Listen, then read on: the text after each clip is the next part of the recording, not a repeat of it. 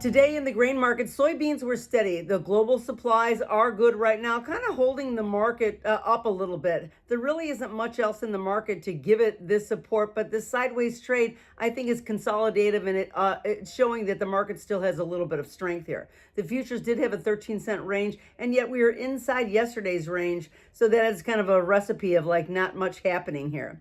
The option open interest is actually the highest on the call side at the $12 strike. That's just something to keep an eye on right now. CVOL for soybeans is at 20%, with the soybean oil at 30.5 and the meal at 24%.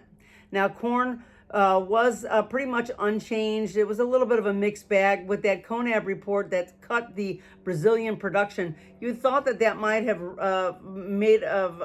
supported the corn market a little bit more than it did, but it's keeping it from actually slipping back that much. Anyway, so I think that perhaps that kind of information is already digested in the market. So sideways trade, it's holding on to the gains over the last 3 weeks. So that's a pretty positive thing really for that corn market. And we ended up above that 440 mark.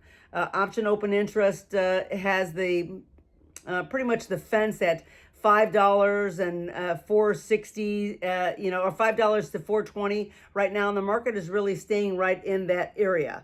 CVOL in the corn is at 26%.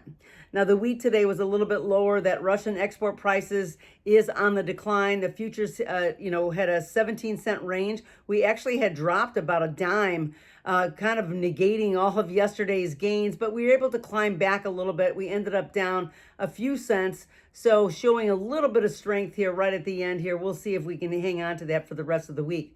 Option open interest has that fence at $6 on the call side and $5.60 on the put side, so it's kind of like a narrow range, and the market's still trying to push its way up ever so slightly. CVOL on the wheat is at 32.8%. So the market in the grains is really showing a bit of a defensive tone, but still holding its own today.